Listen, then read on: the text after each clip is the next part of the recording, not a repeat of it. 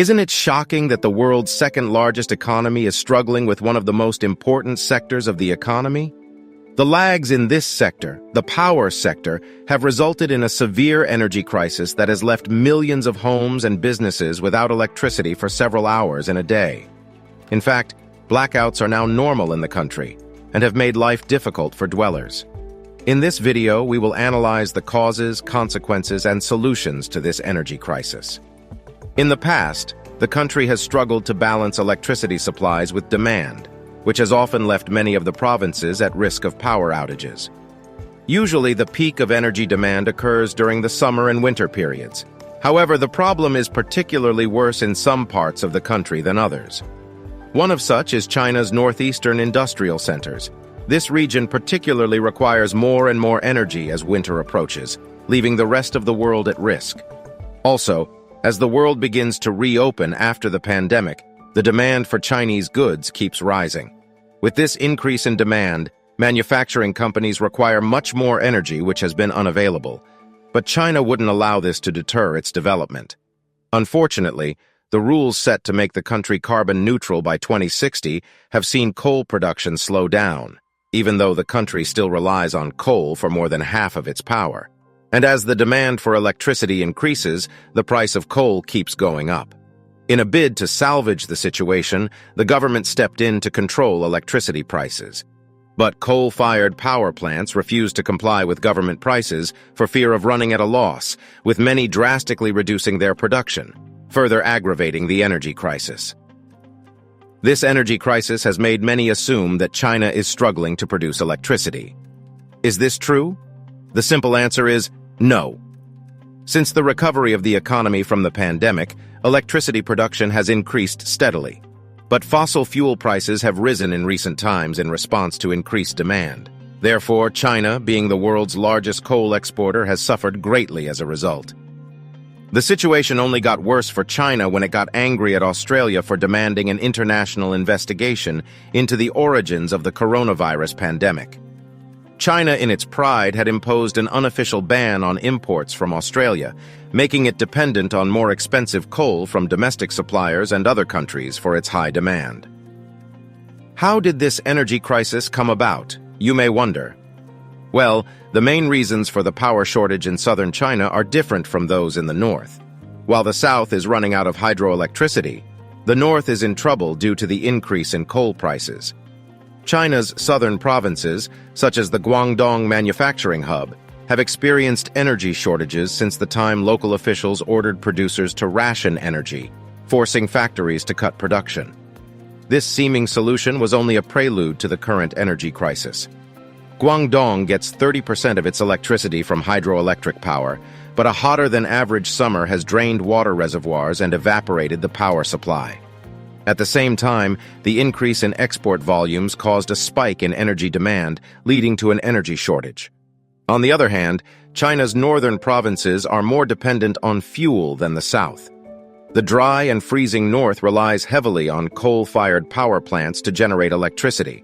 However, the authorities have rationed energy to the most industries with higher demand, such as Bitcoin mining and aluminum smelting.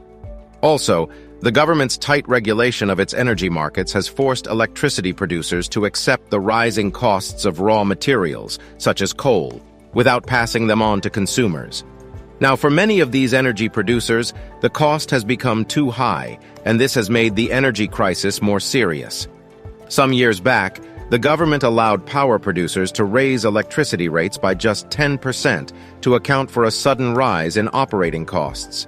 But in October 2019, the National Development and Reform Commission ordered rate hikes to be frozen indefinitely. In 2021, 11 energy producers in northern China petitioned the government to allow operators to raise prices for consumers to solve the energy crisis and increase production, claiming that if the price increases cannot be passed on to users, energy producers will go bankrupt.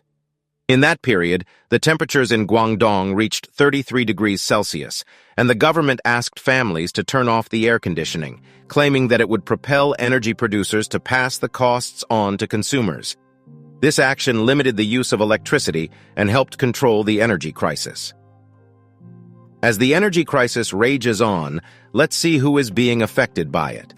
Private homes, factories, and offices are the major victims of power outages, as electricity has been rationed in several provinces and regions. Also, provinces such as Guangdong in the south and Heilongjiang, Jilin, and Liaoning in the northeast have experienced blackouts. Also, companies in the main production areas of the country have been asked to reduce energy consumption during peak periods and to limit the number of days they operate. Energy-intensive industries such as steel, aluminum, cement, and fertilizer manufacturers are among the most affected by the disruptions. Official data showed that since 2020, the activities of Chinese factories had been reduced to a minimum when the coronavirus lockdowns paralyzed the economy. Concerns over the energy crisis have contributed to investment banks slashing their forecasts for the country's economic growth. While it seems ridiculous that a country as developed as China would enjoy such a crisis, it would be even more ridiculous if nothing was being done about it. So, what is China doing to solve the problem? In 2021, the energy issue got so bad that sometimes provinces turned off streetlights to save power. This often led to traffic jams that were miles long in several cities.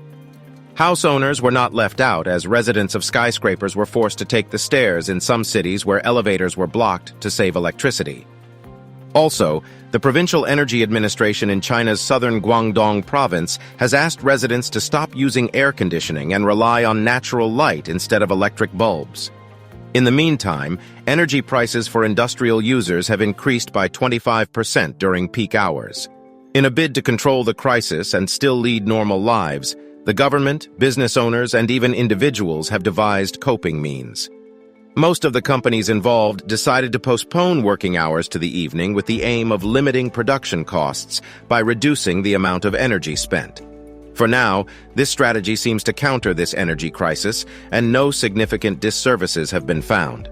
Also, the Chinese authorities seem to spare domestic consumers from blackouts most times, preferring to force industrial users to reduce their energy consumption first. To this end, suppliers of companies such as Apple and Tesla would sometimes close their factories for days with the aim of rationing electricity. To this end, the National Commission for Development and Reforms has outlined a series of measures to solve this energy crisis, giving priority to meeting the demand in the northeast of the country in view of the winter season. These measures include working closely with energy producers to increase production, ensuring the availability of coal, promoting electricity rationing with the aim of addressing the energy crisis and resolving it quickly. The China Electricity Council, which represents power companies, have said that coal-fired power companies are now broadening their supply channels to ensure that both winter heat and electricity supplies are made available to solve the energy crisis before winter. Also, since 2017, China has drastically reduced coal consumption.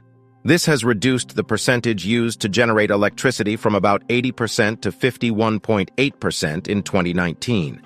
Renewable energy, including wind and solar, have been used instead. However, the country still depends on fossil fuels.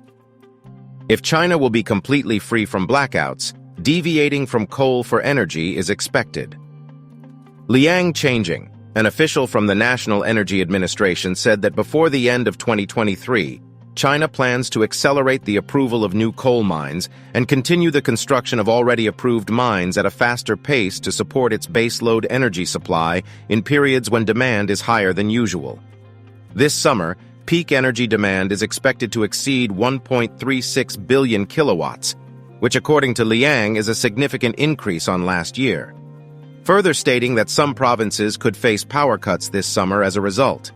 Typically, China's energy consumption increases by summer due to household demand for air conditioning. This, combined with a related slump in power from hydro sources due to low rainfall, led to a wave of blackouts across southwest China last year.